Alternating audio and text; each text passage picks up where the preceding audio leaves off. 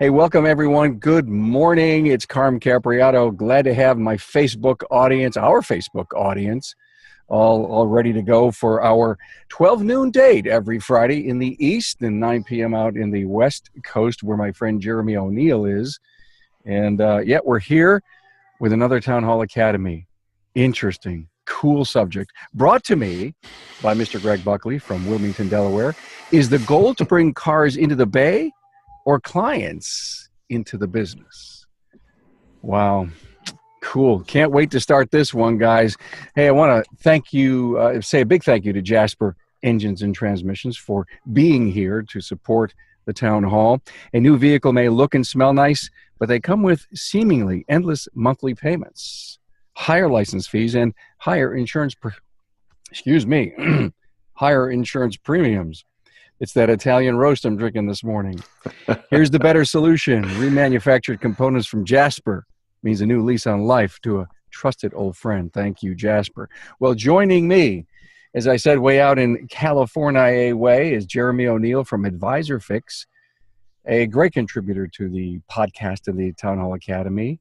And also he owns Freedom Auto in Hesperia, California. Glad to have you here, Jeremy.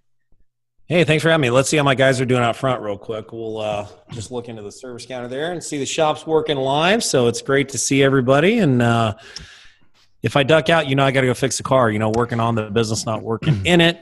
That's what we should be doing. So. Yeah, that sounds like your mantra, all right.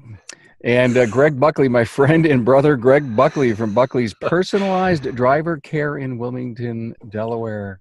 Greg. Well, good morning, Carm. Good morning, Jeremy and Jason. How's everybody today? I was hanging with Greg and Jeremy near Warminster, PA, near Philly this past weekend at the ASA Super Saturday, the ASA Pennsylvania. What a wonderful time. And great to see you guys as always.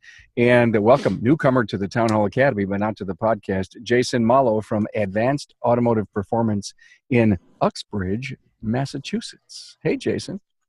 How's it going, everyone? So glad to have you guys here. Now look at what is the goal? Bringing cars into the Bay or clients into the business? Jeremy, who's supposed to do that in the business? Oh, wow. I mean, that's twofold. I think, my mindset being that of a service advisor and creating sales every single day. If you analyze shops, I think one of the things that we notice is when you see a slump in sales, there's a KPI that precedes that, which is a drop in car count. And it's easy to see where if you make a big sale or you have a couple large tickets that go in, service advisors typically will back off on pushing that car count number in. And one of the things that we try to do at our shop every day is we have a consistent car count number that we're trying to generate, because we know if we hit that target first, everything else will kind of fall in line. If you don't have enough opportunity, it can change the dynamics between the sales. So the service writer, number one, their job is to bring the cars in, and then it's the culture job to create the clients. So I think first and foremost, we have to create the cars. So yes, we've got to bring cars in, man. Show up on a Monday with no cars in your bay, and guess what you're doing? You're really starting to stress out about what are we going to do this week as far as revenue goes. So if the cars are there, guess what? The revenue is going to follow, and it's the cultural thing, and that's why I'm so excited. I got like 3 pens. I'm going to take a ton of notes because I'm sure Greg and Jason are going to give us a lot of tips on culture and the dynamics of creating clients. But without the cars, you're not going to get the clients as well. So, Greg, is the job of the CEO of the business to do all this marketing and, if you will, recruitment? And I know there's retention in there too. I look at it as that is my primary responsibility is to bring, to create the culture, number one, which should attract the clientele that you need. And you can go in any avenue, any part of your marketing should, kind of give the impression of what your business is like, how you take care of people, what your favorite, what your personality really is. Each business has its own personality, and it really comes from the core of what the owner or CEO is all about. So, when you talk about bringing people into the business, how is your business attractive? From, curb to the counter, phone calls, all of those little things that start to come in are really important, because it really sets a tone for the client that might be new to you, and also for the ones that you retain. I mean, do you talk their language? Do you speak with them instead of at them? Do you like the favorite sports teams? Are you part of that culture or that community that kind of focuses around a few things? So that's what it's like. That's what I mean when bringing people into the business at a base. It's absolutely important to have a base ready to go and full on a Monday, Tuesday, Wednesday, if you're from the revenue stream.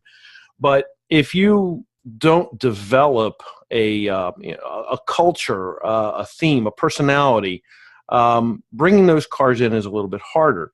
So, where do we look at? And I tend to look at the business, and especially from the CEO, we gotta be able to transcend that I guess purpose down through our whole employee base. So everybody kind of like gets around, and they know what, like I say, they know what they get at Buckley's. This is Buckley's. You're from Buckley's. This is what it's all about.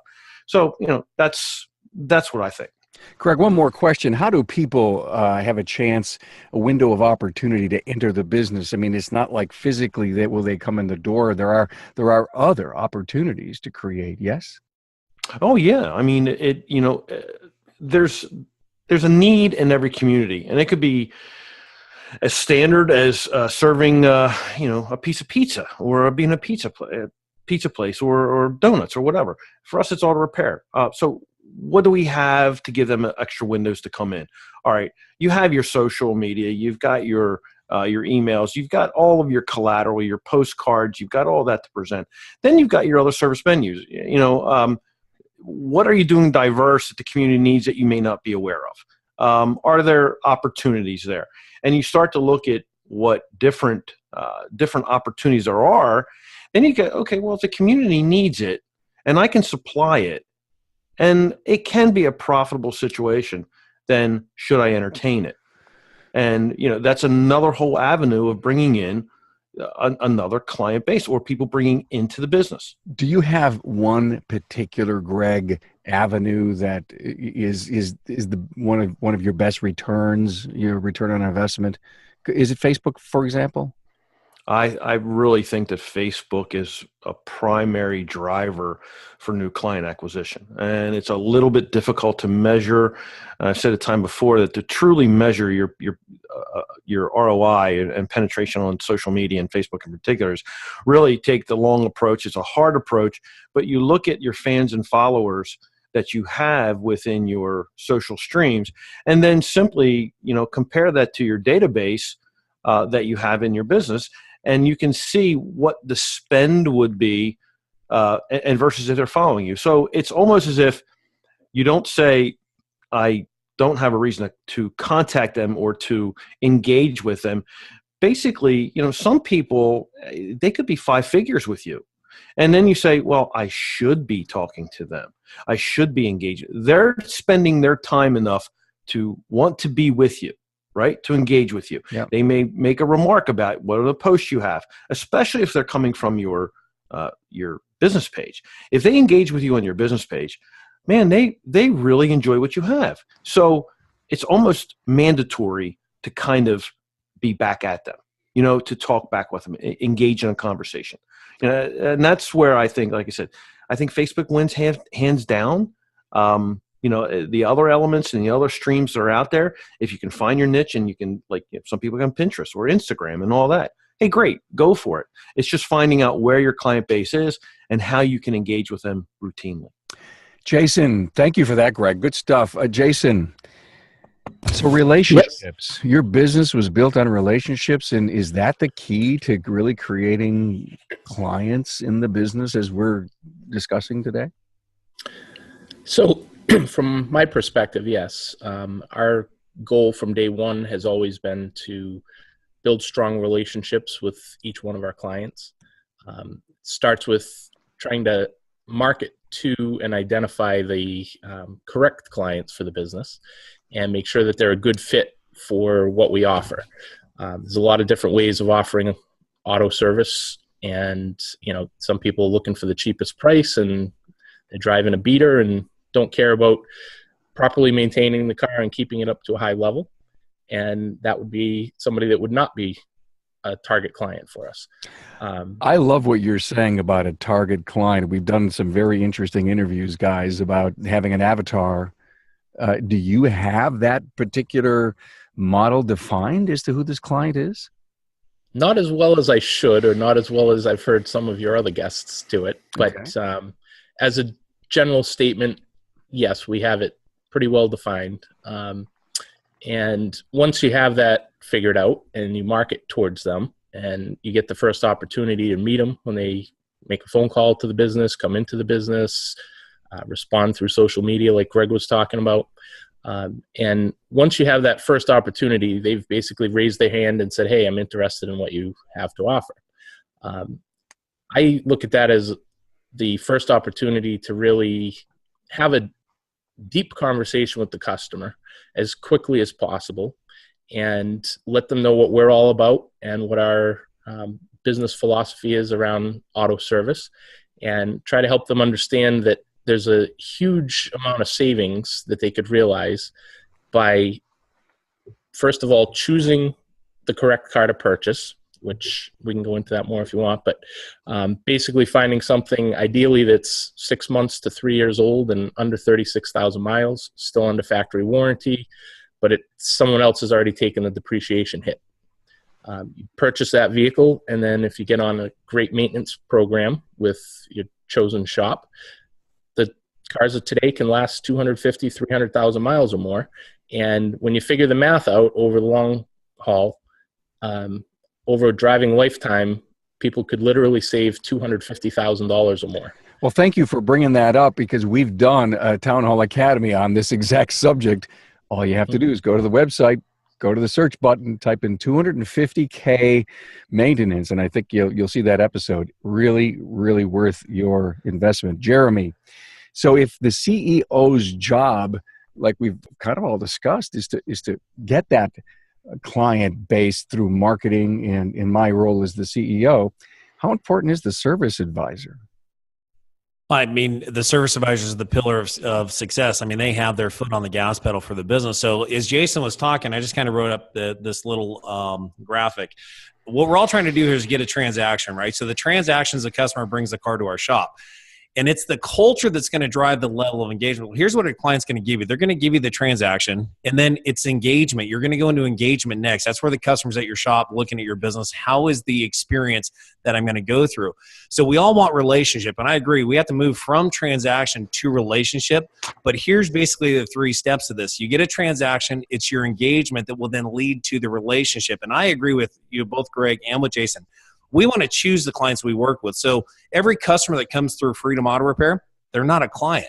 And there are some that we choose not to do business with because I just won't work that way, for instance. So, but the transaction, my goal number 1, especially building this business this year, is to generate as many transactions that my factory can actually handle, and then get into engagement with those clients. And for so much, we haven't done a lot of profiling of the cars or whatever. It's kind of like, hey, you got a car with 4 wheels, 6 wheels, bring it in, we'll work on it. But we're looking for those relationships and trying to get the relationship as fast as we can.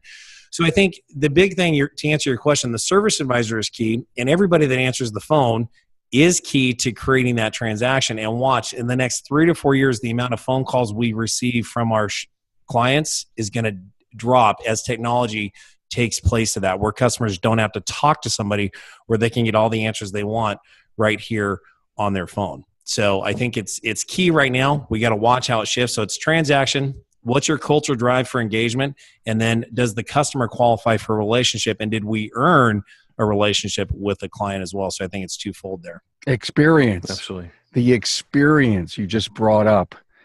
Yes. Boy, we also did a Town Hall Academy on 21 successful tips on how to get an edge over the competition. And a lot of that was really how to improve the experience of the customer in their interaction with you. Well, speed of service is key. And right now, that's a cultural thing that we're really pushing and driving in at our shop, because I had a client walk in this morning at 7:45, has an issue with his vehicle going through the drive-through. So we're top of mind awareness. We have a relationship with him. We've created a client. It started as a transaction 6 months ago. So now he has to have his truck this afternoon, and speed of service is this. Hey, Matt, we'll get your vehicle in right away. You don't have an appointment. You're a VIP client. I'll move some things around. We'll get looking at it right away. Well, he's back here 45 minutes later, and his truck's in the same spot. So guess what? We failed on my view of speed of service. I should have triaged that vehicle and gotten it in quicker. And that's going to lead to more revenue, because the faster we get it inspected, the faster we can get the quote done and get it into the workflow. Guess what? He sees that he's a priority, and it's going to make it happen. So high car count drives that fast paced action within the culture.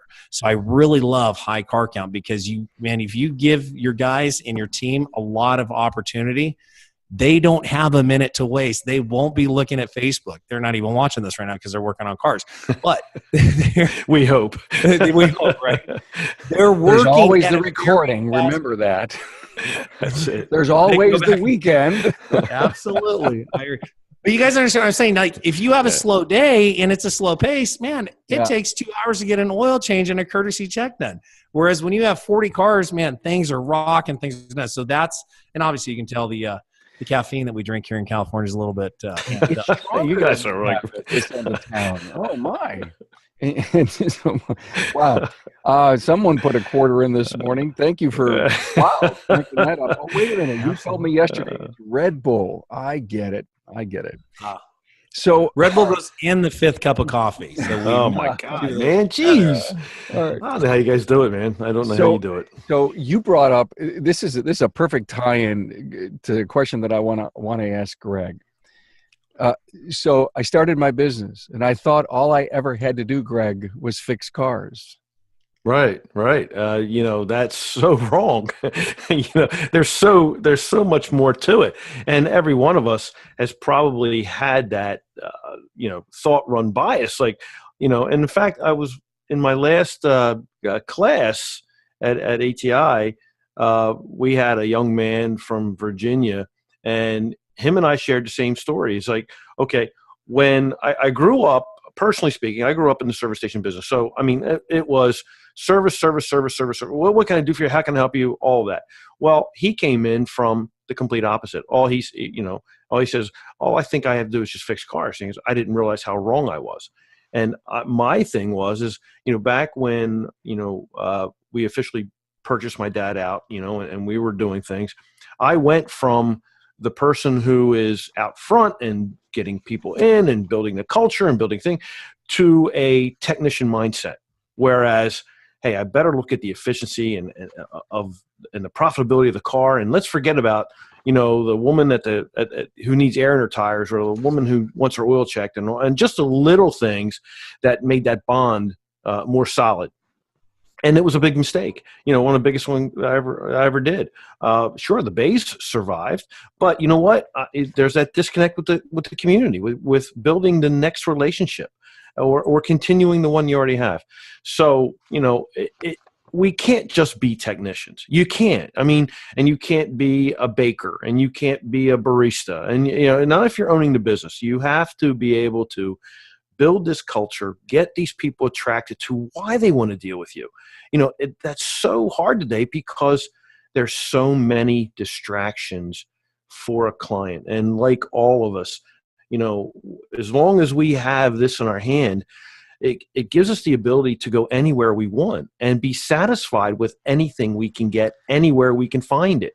So we better be able to say, wait a minute, just call Buckley's. And really that's why I kind of rebrand it, from Buckley'sAutoCare.com. The new domain name is Just Call Buckley's. Why? Just call Buckley's. Just call Buckley's. Preparing for the home assault with, audio search. Someone says, hey, just call Buckley's. Okay, just call Buckley's.com. So we're trying to gear up for that, the need-based, so that's where I believe building your business and should be focused at. It's definitely not inside the bay. It's at the counter. Thank you for that, Greg. Thank you so much. Again, thanks to Jasper Performance and Reliability. That's what Jasper's remanufactured diesel engines provide mile after mile. Their running complete engines are dynamometer tested with horsepower and torque ratings recorded. I've actually seen that happen. There's a nationwide warranty included too. Talk about dependable service from Jasper Engines and Transmissions. So, Jason, I have a car, and really I have to look at that car as a person. Is that what our whole message here is about?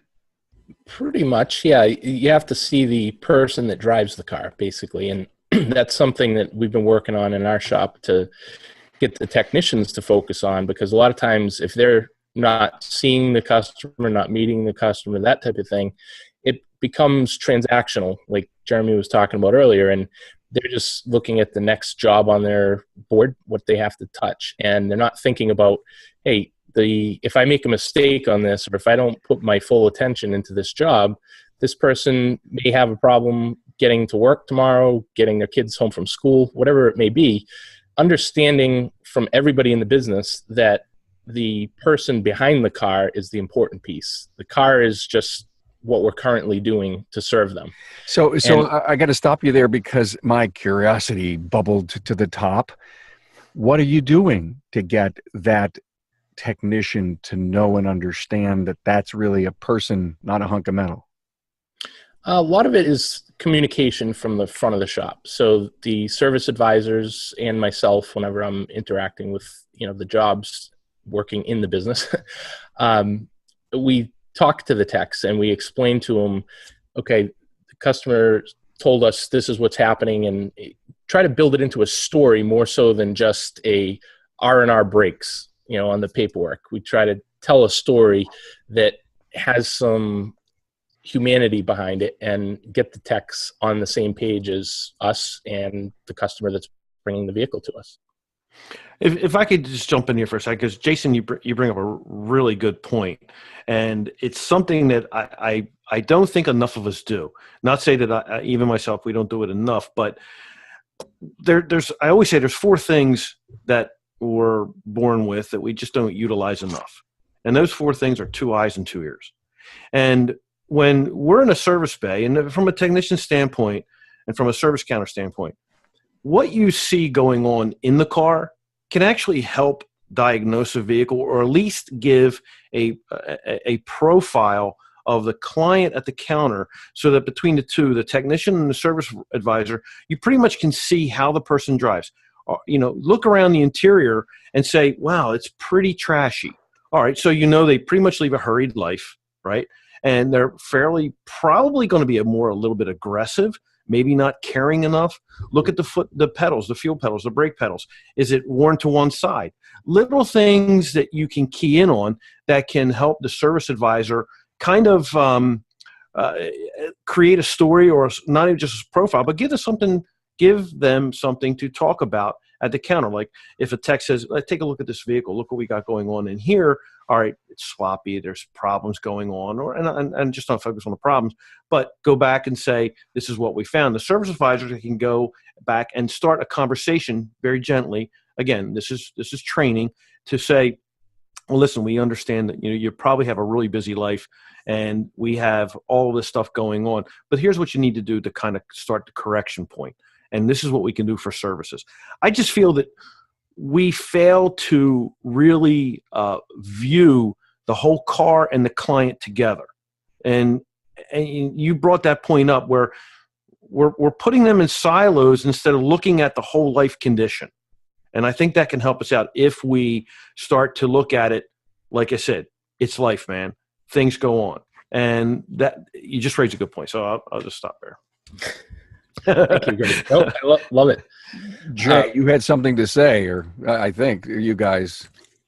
Yeah. So one of the big things that I look at is, as of right now, there's a lot of disruptions going on in the world in general, but also in our industry. And I think that that's something that we all need to pay close attention to.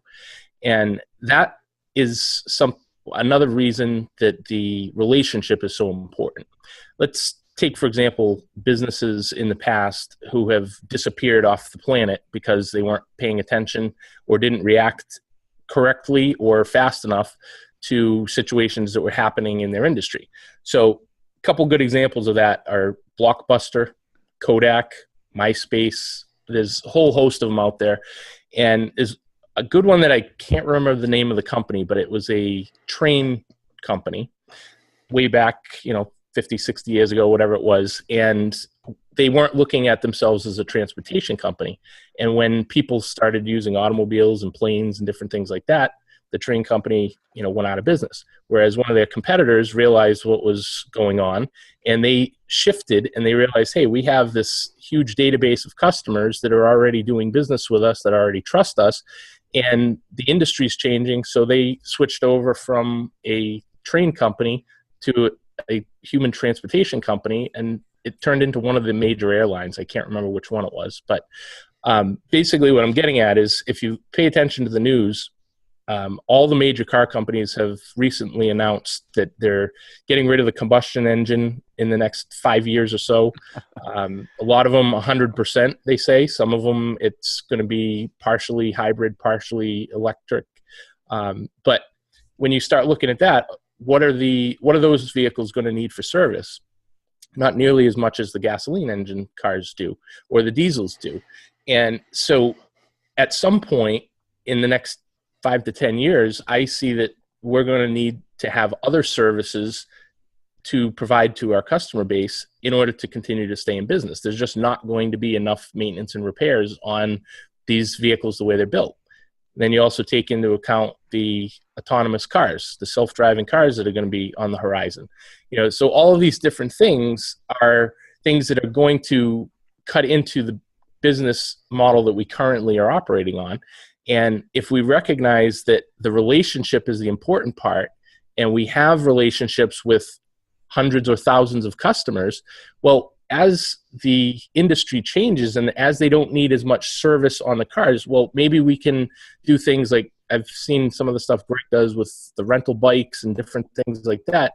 You need to kind of keep your eyes and ears open for opportunities that you can provide other services or products to the same client base, because that relationship is built on trust if it's done right. And when you have that bond, that trust, now they can come to you for other things that they might not have a resource for. Greg, he's laying you up a softball because you've rebranded the company as a Buckley's Personalized Driver Care, and it lends exactly to what Jason's saying. Yeah, I think it's really critical that we put ourselves in a constant state of evolution, and that is difficult. But just like the people who did it before, barbers are now doctors. They were bloodletters, then barbers, then surgeons. So why? Because they handle a scalpel, they handle a blade. That kind of evolutionary steps in a professional entity is natural. And Jason, you're spot on. I mean, as cars become less, it doesn't mean people don't need more, and we got to be able to supply them with that more, that difference.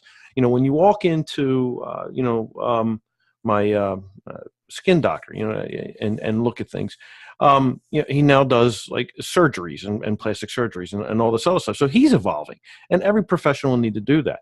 It's critical. It really is. And you always have to be looking for that next step. I love your point. Never before, you get a chance every once in a while to flip through the TV and you look at Turner Classic Movies, and you see the movies that were made in the 40s, even in the 30s. And you look back and you say, wow, that was such a different time. And if you could use that from just a short 50, 60 years ago and realize the evolution, and you look at what you would see in the different movies from each and every decade, we shouldn't be surprised that next decade will look the acceleration of time and change is so, and what we're doing is so much faster. So great points to bring up, because I think as we focus on what a client's about, it really depends on the needs of the client and the shift that we need to make to make them part of the business. Jeremy, I want to go back almost to a little bit of a base of what we were talking about some people say that there's just not enough cars. We just don't have enough cars. And I think what we're trying to do is change that mentality for car count. Is that true? It's one of the points I want to talk about was just-in-time marketing, and there's plenty of cars. And my service manager is completely different than I am. Our discs are completely opposite. He likes to schedule things. He likes to have it regimented. But I've got to go throw a little bit of Jeremy in there every single day, because if I don't, I know the schedule will not work out perfectly. But that yin and yang probably makes you guys perfect together. It does. Yeah. There's the friction's not necessarily there. We work really well together. We communicate well together.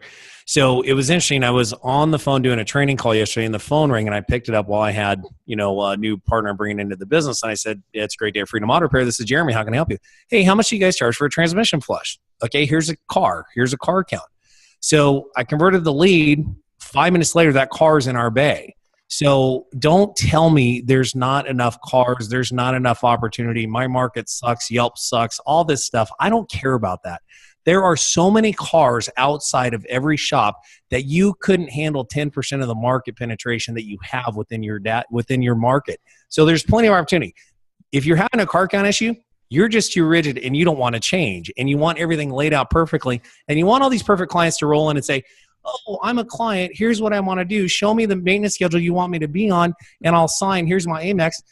BS. That ain't going to happen. So you've got to work. Auto repair is hard. It's a hard business. Really You've got to show up every day with your boots on, ready to work, jump into the fight, and sift through all the junk we have to find the diamonds. But guess what? They're out there every single day. And going to the points, I love what Jason and Greg said. I took a ton of notes, which their point is this. You better maximize your shop's productivity and revenue stream right now because the next 5 years is the absolute best we're ever going to see. We don't know what's going to be here in 10 or 15 years. There is going to be a market for the aftermarket, but right now is the time. The sun is shining. The market's perfect. Capitalize on the opportunities in front of us and make it happen. So, Carm, there's plenty of cars. It's just it might be uncomfortable to take in a 2 o'clock transmission flush that has an issue, but guess what? That's a customer in my marketplace that can turn into a client. I think add to that, Jeremy, as well, maximize our staff's experience and their intelligence. It goes a long way. Don't be afraid to challenge your team with a diverse training opportunity that will lead you into a different marketplace. It takes absolutely tons of consulting, teamwork, and everything. But once you start to extract the intelligence and the desires that it could seem alternative, but once you explain what you're doing, they can help you get into another market and then grow that from that point on. So, a case in point was today. We had a client call us up. I can't get my XM to communicate. It's not working. Well, my son-in-law, who's one of our techs, had all that experience. Why? Because he worked for Geek Squad back in his younger days. So I said, we on? I look at him. Yeah, no problem. So sure enough, she brings it in. And within 45 minutes, we've got everything working, XM working, Sirius. She was told she's got to get a whole new head unit. So in 45 minutes, we fix everything. We get her wired and dialed in. He does his thing. Boom. She's all over us. She loves it. So that's another area where, like I said, he's got experience. Let's extract that value out of our staff to propel us into a different marketplace. That's key. Thank you for that. One more stop here to thank Jasper. That old engine or transmission is going to wear out. When that day comes, Jasper will be the name to remember. Jasper's remanufactured products cost considerably less than a new vehicle, so it just makes sense to choose Jasper for your customers' drivetrain needs. Wow, this has really been great. I love where we went with this. I keep thinking about specialization versus all makes, all models, and I'm wondering if that's part of how we have to think about gaining and getting clients, guys. I got a few things to say if I can chime in. Absolutely. I want to hear what you had to say, Jason. That's why I kept my mouth shut. Cool. So the all makes and all models versus specialization. If you think back to the client piece that we've been talking about for the first part of this, from an operational standpoint, being specialized makes a ton of sense. You can now have the highest level of expertise in the shop because you're specializing on a small amount of differences in vehicles. And you can also stock parts. There's a lot of things that make the process go smoother. You're not going to run into as many unknown problems when you're working on the same brands over and over again. You kind of get very familiar with them and you know almost exactly what's going on. Kind of like a dealership mentality. So if you think about that, even from a dealership standpoint, the dealership is selling 1, 2, maybe a couple different brands of vehicles, and they're losing a lot of their service revenue to the independents. Now, granted, over the past couple of years, they've been trying to get all that back. And one of the things they've done is they've started working on brands that they don't sell. And so that's kind of my point with this whole thing is the most important piece is the client relationship. So let's say, for example, you have a family household and the husband drives a Honda, the wife drives a BMW, the kid drives a Chevy Cavalier. So they're all over the map. And just think about it from your own standpoint. If you were the person in that situation, is it more convenient for you and a smarter move for you to take each vehicle to a separate shop who specializes in it, or to a dealership that specializes in it? Or is it more convenient to find an independent who can work on all three of the vehicles for you? That, to me, seems pretty obvious for most people that going to one place is a whole lot easier than spreading it out over three. There's a lot of benefits to them. If they're bringing 3 vehicles to a shop, well, they now become a VIP client versus just another number at a dealership because they're bringing a vehicle in. So although the operational side makes a lot of sense to go specialize, because of the client relationship and the importance of that and the future that I was talking about earlier, in my mind, it does not make sense to specialize. It makes sense to do all makes in the shop. Now, that being said, I've been looking into different options that you can do a combination of both. So we're all familiar with barbers and hairstylists and things like that, and how each one of them rents a booth at a shop. So why couldn't we transition our industry to do that as well? So now you take the technician who is the technician suffering from an entrepreneurial seizure, as they say in I'm drawing a blank here, but that book that we always talk about. Anyway, E-Myth. Yes. So, I mean, think about it. Most of us here came to the industry or opened our own shops because of that thought process. Well, we don't know anything about business in most cases, as we were discussing earlier too. So why can't we make it easier? And there's a shop that has individual bays, and you have a technician who wants to own his own business. Well, let him own his own specialty within that one shop. So the shop itself is marketing for all brand customers to come in, and you can service all brands across the family, but you have specialists within the business who work on specific brands. That, to me, makes a whole lot more sense as a business model. There's a business model transformation right there. Correct. Well, it sounds exactly like when you go to the new medical practices. When you walk in and you're saying you're seeing a specific doctor, that doctor is part of a group, but yet the group doesn't maintain the building, or it might not maintain the hardware. Case in point, you go in for a shoulder situation, you're seeing a shoulder specialist. Is that orthopedic doctor?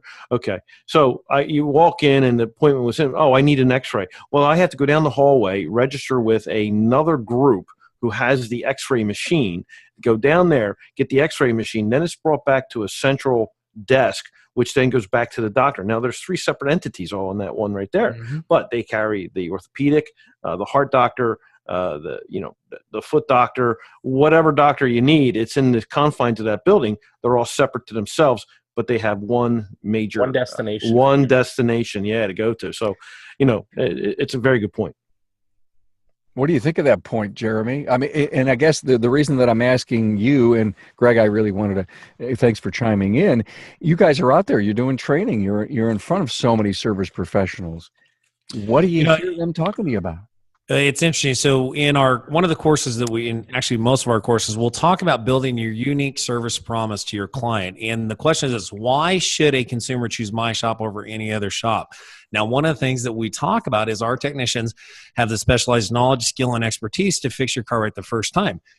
I don't really touch BMWs. I mean, if we get a BMW in our shop, I'm not tooled for it. I don't know them that well. And I will help. But guess what? I'm not a specialist in it. So is there a specialty shop up here that will do that? Yes. However, their service level isn't as good as ours. So if I had that, absolutely, I'm thinking, well, we had a hair salon when I took this place over. I should have just moved the stylist out and moved different technicians into those stalls and had the business model that Jason just talked about. That's absolutely awesome. For me, I think the specialization is if you have it and your market can deliver enough of the vehicles for you. So I have a Volkswagen Audi background. There's not enough of those cars in my market for me to be a Volkswagen Audi specialty shop. However, if I went down to Los Angeles, absolutely, I would be a Volkswagen Audi specialty store because I'd see those cars all day long. Now, the flip side of that is car count. I can drive enough car count, but if my client, and Audi customers do this all the time, they go back to the other European makes. I mean, you have some really hardcore Audi fans, but after they have to pay for repairs after the car's out of warranty, you're going to lose some clients because they're not going to drive that brand anymore. So if I'm stuck with the brand, I might lose my clients. So I like this model of, and the majority, a lot of the aftermarket is General Auto, and talk to guys too. You get a diesel truck in that you don't know the system on. It can cost you more to repair that vehicle than you'll actually make in profit. So we've got to be careful there. So I would say, find what your specialty is, what your expertise is, and if it is in delivering an amazing client service experience, you have a Ford Power Stroke diesel, great. I don't have a specialist in that. However, I can outsource it and bring them to my shop. So there's all these different things that we have to start thinking differently of to make that happen. So if your demographics lead you to be a specialty shop, keep rocking it, keep doing it, follow your customers. And if not, in your General Auto, be really good at what you do. And I'd say move more towards that client experience, kind of like what Greg has said and what Jason said. So a lot of different models are going to emerge in the near future, for sure. No doubt. No doubt. I've got to figure out how to rent a bay. I don't know to do what, though. Well, it's funny because I think our resident guru, Mr. Jerry Kazaya, a couple shows ago, gave a great example of how businesses are, what kind of business you should run. And the example was, he was in an event, 2,500 people were asked to color a picture.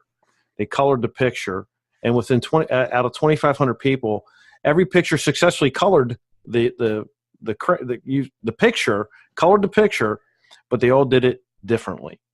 And the key was, every business is different, and you're going to be different, and you want to be different. You want to be a reflection of what your community needs, how you can serve it. I say it's simple, but it takes work. Thanks for bringing that up, Greg. Yeah, Jerry, because that was a great episode, Town Hall. Hey, look, guys, thanks so much. I appreciate this. I want to give you, really quick last word here. I walk into every academy, sit in the studio, figure, I see what our talking points are going to be, great outline, guys. And then I never know where it's going to go. And I say this almost redundantly. I can't believe how well this thing came out. Thank you so much for your passion and the great words and your wisdom. So let's sum it up. The subject is the goal to bring cars into the bays or clients into the business? Jason, I'll give you your last word. Great piece of wisdom for our listener. Great piece of wisdom. All right. So I guess from my perspective, the answer is bring clients into the business and build that relationship, build that trust. And no matter where the future takes our industry, we'll always have a great group of clients that we can work with no matter what we're selling them, whether it's auto service or transportation in a different format or something totally different in the future. Who knows? But at least you've got all those relationships that you can work with. And don't be stuck in the sand. You got to change. You got to move. Correct. Jeremy. Well, my closing thought would be, not enough cars can be the kiss of death for your auto repair shop. Too many cars could lead to a cultural breakthrough that could help you dominate the market in the future. So I am more apt to, let's bring the cars, let's find the clients we want in those cars. I'd rather have more opportunity than not enough. So when it comes to car count, remember, your marketing has driven a lead to your shop that could be one of the best clients wrapped in a POS or a junker. They may have connections to one of the largest fleets in your town. They might know somebody who could come spend $10,000 at your shop. You never know what it's going to look like. So take advantage of the opportunities in front of us and make it happen. That reminds me of what Bill Nalu said a few weeks back too on an academy where he did a emergency flat repair for a walking customer, and it led to this huge fleet customer for years. Yeah, you never know. Yeah, I know, absolutely. And Bill looked at him as a client, not as a tire. Mm-hmm. Final words of wisdom, Mr. Buckley. a quote from Milton Hershey: "Business is the act. Business is the act of human service." And that line sticks with me, because as long as we know how to serve mankind and our fellow members in our community, we'll always have a business underneath of us. Thank you so much. Hey, I want to thank everyone on Facebook this weekend, and for all the watches we're going to have over the next couple of weeks. Don't forget, we'll repurpose this video and this audio as a podcast by next Wednesday. And thanks for all the people that are hanging out on Facebook. And I see a really exciting name there, Mr. Mort Schwartz.